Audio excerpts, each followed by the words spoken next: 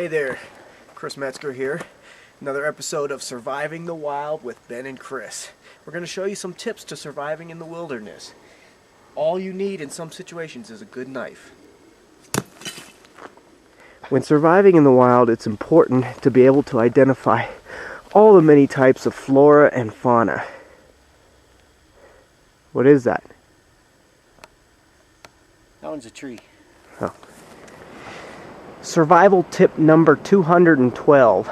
Sometimes finding water in the wild is hard to do, and you have to make do with what you have.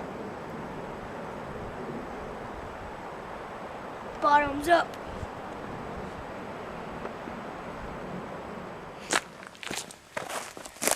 Well, survival tip 87. Sometimes in the wild you just have to eat what nature provides you.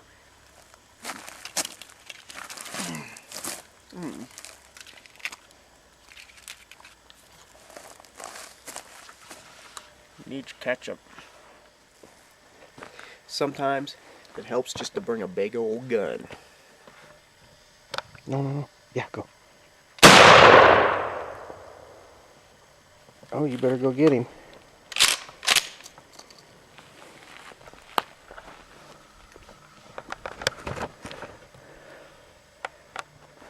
Alright, no birds yet, but this is what I've been working on. This is what we call a deadfall trap.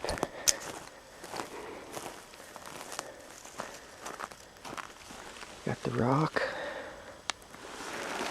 And there's a little trigger under here. Right there. It's got chocolate on the end of it. And it comes back. It's wedged in.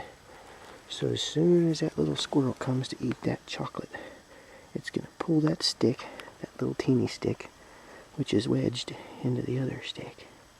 And then it's going to fall on him. We'll see if it works. We'll be back later to check it. Sometimes when in the wild, nature calls. And sometimes you have to use what nature has provided. Chris, you got any toilet paper? Yeah, I got some right here. Thanks, dude. That's a good one there. Alright, it's been a few hours since I set that trap, so we're going to go check on it now. I think it looks like it's sprung. It might have just fallen on its own. Sometimes in survival, you got to set 4 or 5 of these to really be productive. So, I don't know. Maybe the wind blew it down, but we're going to go check it.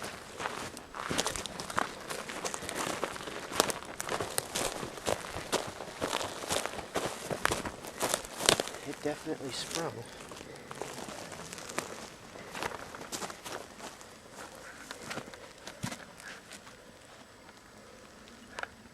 Yeah! Hey, look at that.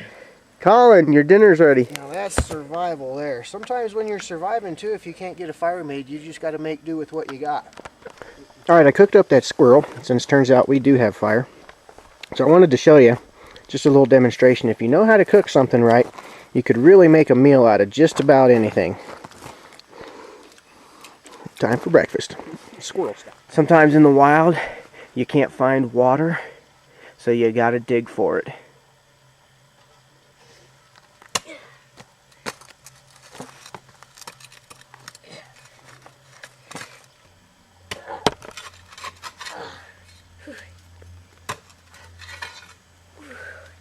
I think I'm close.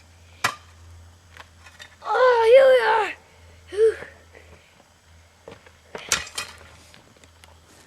Alright, we've already showed you the deadfall trap. We figured since we already shot a deer, we'd do a little bit of experimenting and trapping. So the deadfall trap is set. Now this one's Chris's. This is a spring-loaded trap here. You see the tree bent over with the string tied to it around the loosely placed spike in the ground. Potato for bait. A little rabbit or animal comes up here, pulls on this, pulls the pin, noose around the neck. Alright. We'll see if that works. Let's leave that for a couple hours. It's important in the wild to always put out your fires.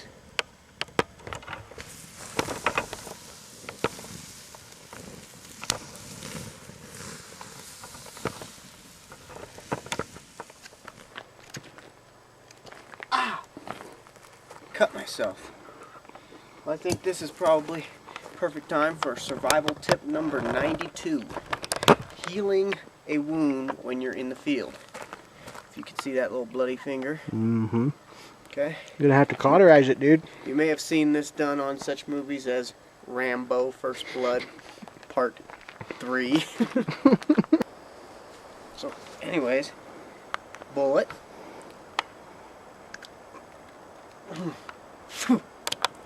Gunpowder. Sprinkle that all over. Get it on there good. Now I just need a match or a cigarette lighter.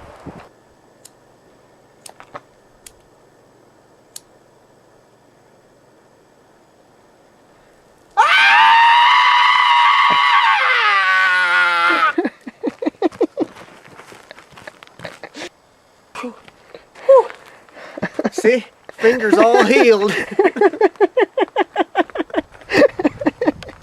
And the wound is cauterized.